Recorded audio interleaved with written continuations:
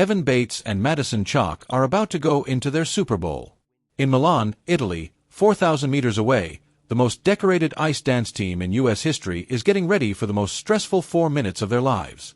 This week, millions of football fans are getting ready for the biggest game in the sport's history. They don't have helmets on. There is no halftime show. They won't get another chance at this next year like the NFL does. When they got off the practice ice in Milan, Evan Bates' music didn't just say that the 2026 Olympics were a race. He said it. It's their Super Bowl. It's even harder in a lot of ways. If you lose football on Sunday, you can start over in August. You have to wait 1,460 days for a second chance in ice dance if you lose in Milan.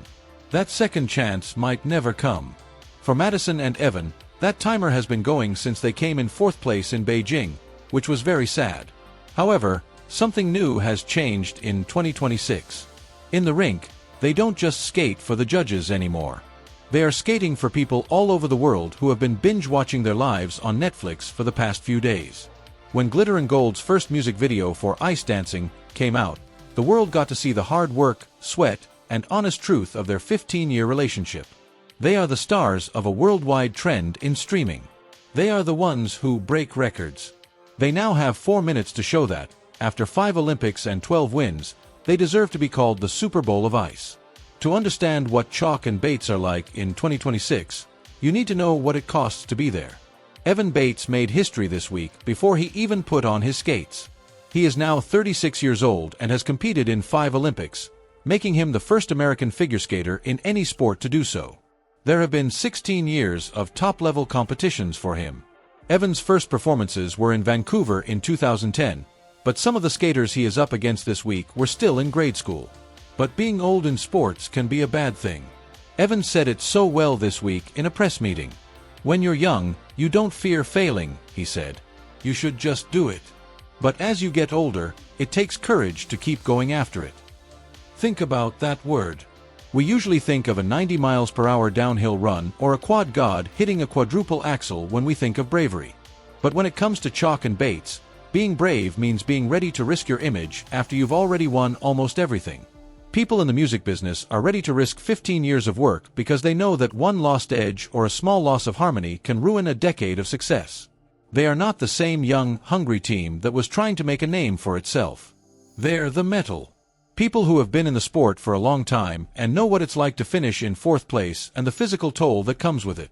That's not how Madison Chock, who has now been to 4 Olympics, sees it. The games are the prize for her. She's not here to handle the stress. She is here to enjoy the end of a career that has run longer than almost everyone else in the sport's history. They don't want to skate away from the past. They're using it as a way to connect on a level that can only be reached after 1,800 days of shared suffering. And if the Super Bowl is their goal, and the Netflix show Glitter and Gold is what they'll be remembered for. When Netflix asked Chock and Bates, the producers of Simone Biles' Rising, to make a behind-the-scenes documentary series, they had one rule that they would not break. It had to be real. In a sport that is often called fake and staged, Chock and Bates refused to be players.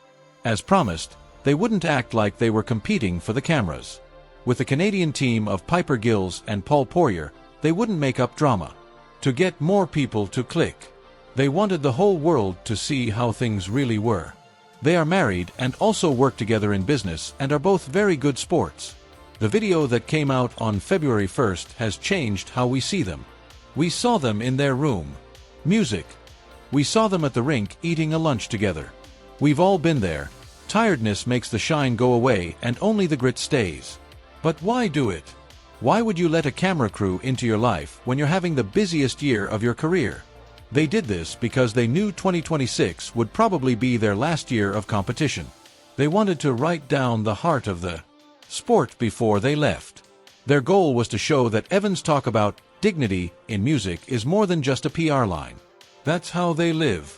Netflix has made people care about more than just the scores by letting them see the Uzi-connected music feeling they try to achieve in practice. They've turned their last Olympic run into something that everyone can relate to. They're more than just names on a list. Music. We've been having these people over to our living rooms all week. We should talk about the quarterback's view of ice dancing. Patrick Mahomes, a quarterback with a lot of experience, does well in the Super Bowl because the game music slows down for him. He knows the game better than a new player because he has been through everything. The ice has slowed down for Chock and Hooks in 2026. At 33 and 36 years old, they are the grandparents of the Olympic Village. It's not healthy for their fast-twitch muscles to be as strong as they were 10 years ago. It should take them longer to get better, but they have something that no team can buy. Better unity. In their all-time best 7th U.S. with their title win last month, they posted a technical score that showed they are not only staying alive on the ice, but also taking it over. Their rhythm dance, that swaggering, violent Lenny Kravitz medley, is a great example of how to use violence in a controlled way. There is loud music and a lot of conflict, but there is also a sense of ease that can only come from skating together for 15 years. They can find their edges without looking at each other. When they lift someone, they don't have to think about where the other person's hand is. They move together like one thing. That oozy feeling is what Madison calls it. At this point, the levels, the go, and the base numbers have little to do with the sports math.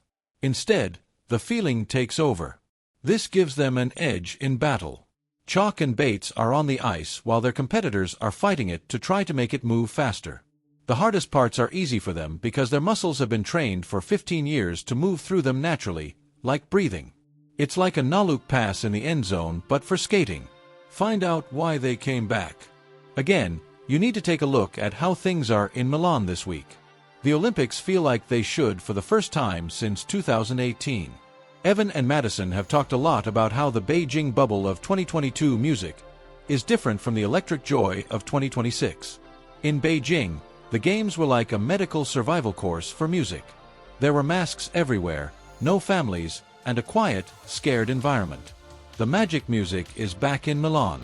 Bates talked about trading pins in the cafeteria and eating meals with players from sports he has never heard of at his press conference this week. He talked about how important it was for the video games. What it is like to look at an athlete music from another part of the world whose language you don't speak and instantly feel awe for what they have done to get there. Madison said the village felt like a college dorm for musicians.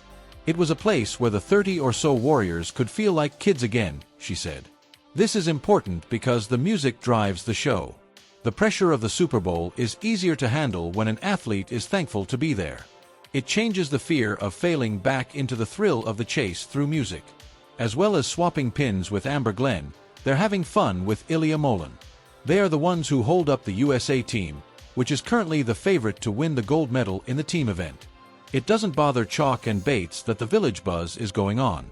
Their 15-year dream is alive and well because of air. We are now down to the last few days before the Super Bowl. The plan is very strict. The first event is the team event, where Chock and Bates can try to win a second gold medal after finally getting their Beijing titles last year. There was then the big music event, the free dance is on February 11th, and the beat dance is on February 9th. Their plan for Milan is to not defend at all. They're not here to defend the 3 world titles they already have. They're here to get the last piece of metal they need. Their tactical masterpiece is the free dance they did to Paint It Black, which was redone by an orchestra. This number was made for the big stage. It is dark. It takes a stand. The music is also a full spoof of the ice dance romance trope. During a season when the Canadians came in second place, beautiful classical programs are being skated by Perrier Music and the returning French superstar Guillaume Césaron. At the Medial Lenum Forum, Chock and Bates are putting on a rock performance. As a bet, they think the judges in Milan are ready for a change. As they head into the Olympics, they are still riding high after winning their 7th U.S. title. They are not being quiet, not taking care of their knees. On the ice, they look like they have a 100-yard field.